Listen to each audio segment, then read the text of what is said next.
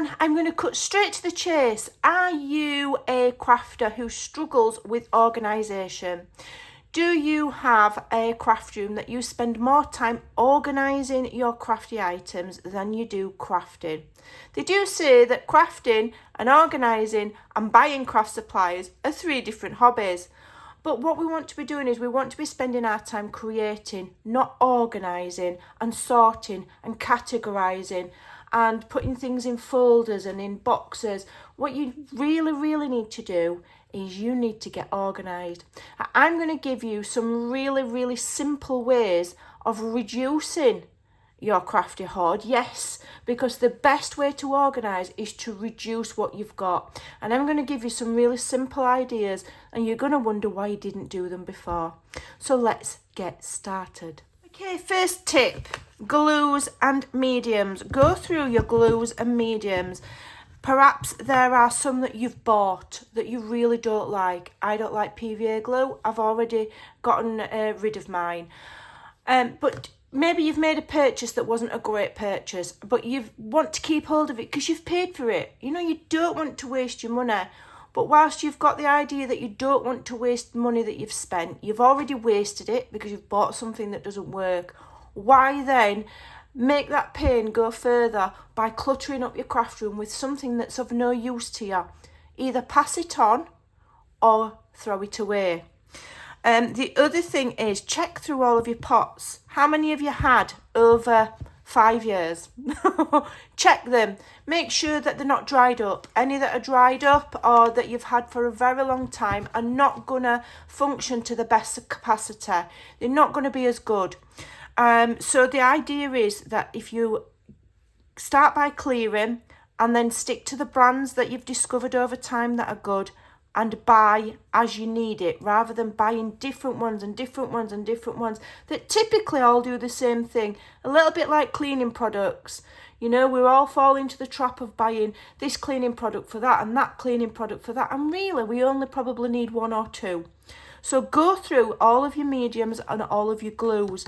Check that none are dried out. Check that none are well past their sell-by date, you know, and that are maybe a little bit separated on, not functioning to their best capacity, and pass them on or get rid of them. You'll be amazed how much space that you clear up by getting rid of pots and pots and pots, half-used or nearly finished pots of medium, glues that you don't use. That's your first step. And sprays. Okay, most crafters have way too many. We have colourways that we've never used. If you've got a tube of paint that you've not opened in over 2 years, you're not going to use it. Pass it on to somebody that can use it, or pass it to a school, or discard it. Okay, check for ones that are dried out. Check for ones that are, you know, perhaps empty that you've not realised, or that have really dried up so much that you cannot use them. They're no good. There's no point keeping hold of things that are not functional. Sprays. Maybe you've got heaps and heaps of sprays. Okay, these fall in and out of fashion with me. I can't bear to get rid of them because I've paid money for them. But in reality, I don't really particularly like using sprays, and so I'm going to box them up and I'm going to pass them on to somebody that will use them, that maybe does more mixed media than I do. I tend not to do very much, and so they sat there collecting dust, and it's a shame. Also, some of these things do have a shelf life. They don't necessarily last forever, so do check. These have got dates on for shelf life. These are actually past the shelf life already. Obviously, same as with food, you can use past the shelf life. It is a guideline, so I'm not saying just throw it out. But go through your stash of paints. If you've got drawers full of them, go through them and throw away the old dried up ones or things you don't use, pass them on. Again, the space that you'll be saving will be amazing. And once you've done your organising, you will feel almost a sense of relief. It's kind of like feng shui, where clutter will block your creative flow. And so getting rid of things that you do not no longer serve you purpose is always a good thing. Let's go on to the next one. Pens. How many pens have we got?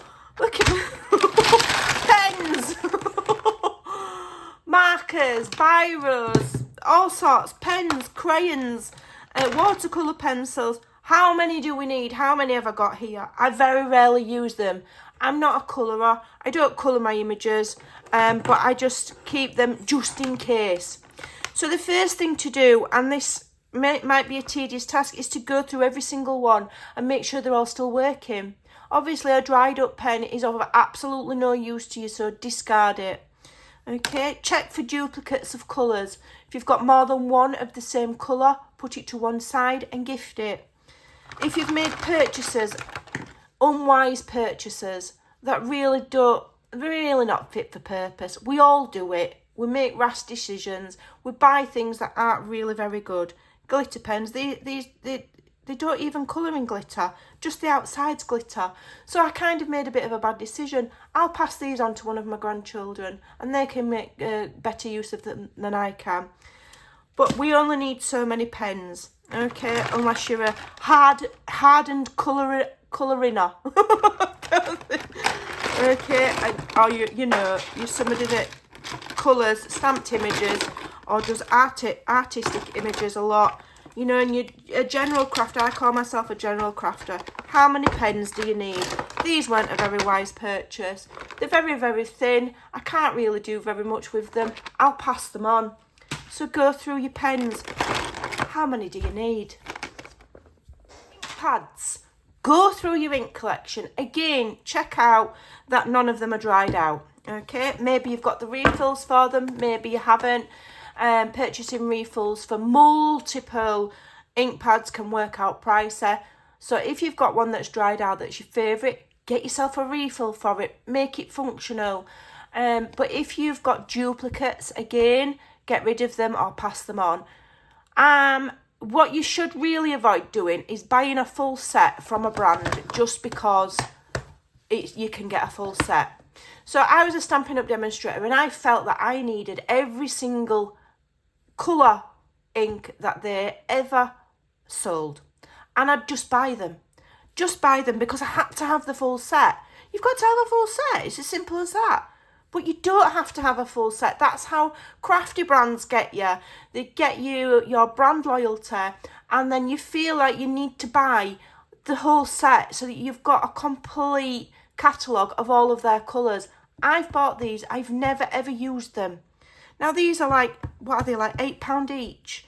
So how much money have I got sat wasting away on my shelf there that I've wasted? I've wasted that money. I'm never going to use these colours. They're not colours that I use. I have no idea why. Well, I know why I bought them. I was sucked in. They're brand new. They've never even been stamped. I've never even took the labels off the back. Okay? So I will either try and sell those or I'll pass them on to somebody that can use them because I'm never going to use them. Okay? And if that's just 4, I've probably got another 8 or 10 colours that I will never ever use. That is taking up room in my craft space that, you know, I can have clear space, okay? Because you don't have to fill every single surface with crafty products. You don't have to think, oh, I've got a spare shelf. I'm going to refill it with new things. Enjoy the fact that you've got room to breathe and room to create and that your creative energy can flow around your room without being blocked. It sounds really kind of cheesy, but that is what feng shui, or however you want to pronounce it, is all about. It's all about not blocking energies and having negative energies from too much clutter, notwithstanding the fact they create a load of dust and it's all got to be cleaned. Pass them on. Let's do another one. And dies are one of our guilty pleasures. We overbuy stamps and dies. Tell yourself you won't overbuy. And the way that to not overbuy is to make sure you know what's in your collection. Go and have a look through. Maybe make a list of what you've got. How many flower stamps do you need? Don't buy any more if you've got more than 3 or 4. You don't need to buy any more. How many snowflake dies stamps do you need? If you've already got 2, you don't need any more. You don't need to keep on buying. Use what you've got. So how to declutter stamps. First of all, get rid of any that do not stamp very well. You don't have to keep hold of them. If they really, really don't stamp. This set stamps terrible. I got it free in a magazine and it really doesn't stamp very well. I wouldn't even pass it on. Okay, this unfortunately will go in the trash. And you know that we don't like to add to landfill, but the fact of the matter is it's of no use to me and it's cluttering up my space. So I will be more mindful before I purchase a magazine just to get the free stamp, okay? When you're throwing things out, tell yourself, yes, you're adding to landfill, which is not good. Anything you can recycle or re-gift is always better. But what you should also be doing is giving yourself a mental note that you've had to get rid of that item. So not to bring in another item to replace it, the same that you're not going to use. Be more selective on what you allow into your craft room. Okay, that is how you reduce clutter, is by being selective. More freebies that don't stamp very well. The dies don't cut very well. They're no good. Duplicates. I've got this twice. Make sure you're not buying duplicates by knowing what's in your collection. And the best way to know what's in your collection is to reduce your collection to a manageable amount. If you've got hundreds and hundreds and hundreds and hundreds and hundreds of dies and stamps, that's not a manageable amount. You're not going to be using those on a regular basis, okay? And it may sound harsh, but I think sometimes harsh is good, because you know, if you reduce your hoard, you're going to use it more, you know. And if you're not using it, it's just a waste. It's a waste of money. It's a waste of space. Pass it on. I will pass one of these on to somebody that doesn't already have it. Okay. Stamps. Again, stamps. Nothing wrong with these stamps. These stamps stamp beautiful, but I've never used them. I've had them over 2 years. 12 months, 2 years. Between 12 months and 2 years for this one. This one even longer. I actually had bought this along with the punch, and I've never used them. So I'll pass them on to somebody that might use them, that maybe has the punch and doesn't have the stamps. These, I've never even opened the packets. Never inked them, never used them. I'm not going to. I don't know why I bought them. They were probably on offer or something. You know, tell yourself not to buy something just because it's on offer or just because it's cheap. Okay? The only time you really should be buying something is when you come across something that you create and you think, I really can't create this unless I have this. I really can't. I don't have anything else in my collection that I can use instead. Then make a purchase. Otherwise, think very carefully. Now, there's nothing wrong with buying things just because you like them. You're a crafter. Of course you're going to want pretty stamps. But just remember that the more you buy, the more space it's taking up. So maybe as you buy, you go through your collection and you gift something away so that you're making space. So one in and one out kind of an idea. That way you won't just carry on adding and adding and adding to your collection. Just an idea. You don't have to do it, but it does help. Let's go on to the last one. Goodness me, what a stack. 12 by 12 paper pads that have been sat in my hoard, some of these for over 10 years. If you've not used something in over 10 years, you're not going to use it. It's as simple as that. Part used. Some are part used, some I've not used at all, some I've hoarded in wallets like so, because they're little bits of stuff. But, you know, and these ones that I bought cheap. Another one, this is really old that I got. I actually quite still like this. That might go back in there. But do you know what I mean? I wouldn't use that now. And whilst when I purchased this one, absolutely loved it. It was, you know, it was the thing to have. Times have changed. Styles change. You know, trends and fashions change. Go through your paper pads, okay? You can recycle most of these, so they're not going to go straight to landfill. You can pass them on or use them up. Get them used up. But like I say, in this day and age, I mean, this is just vile. I wouldn't use it now. When I purchased it, absolutely loved it. But yeah, I wouldn't use this kind of paper now. It's not my style anymore, so why keep hold of it? Go through them. I've got boxes upon boxes of 12 by 12 paper pads. I've gone to digital paper design now and digital scrapbooking, where I just print out what I want. So I really don't use scrapbooking paper anymore. So why am I hoarding it? Why is it taking up a full shelf in my craft room when I don't need it? This will be going today. It's, you know, I'm not going to use it. It's just going to sit there for another 10 years. I've got one more. Kind of, and this one might be a bone of contention with some people, but I've got one more item that you can declutter and make your craft room more functional. Stay with me. Let's talk about hoarding packaging. A lot of people aren't going to like this because they're going to know that it applies to them. Okay? And I'm not telling you what to do, and I'm not saying you have to do what I say. This is all merely suggestion for how you really can just, by these simple steps that I've shown you today, reduce the clutter in your craft room significantly. I'm giving you a better environment to work in. It's as simple as that. It is worth it. You might think, well, I want to keep hold of these things. You know, I've paid for them, or I've collected them over time. I've had some of these for years. But the fact of the matter is, if you're not using it, it's a waste of money, it's a waste of space, and it is blocking your creative flow. Packaging. We are all guilty of thinking that we're going to get crafting for free, and we hoard and hoard and hoard and hoard packaging. But how much do you need?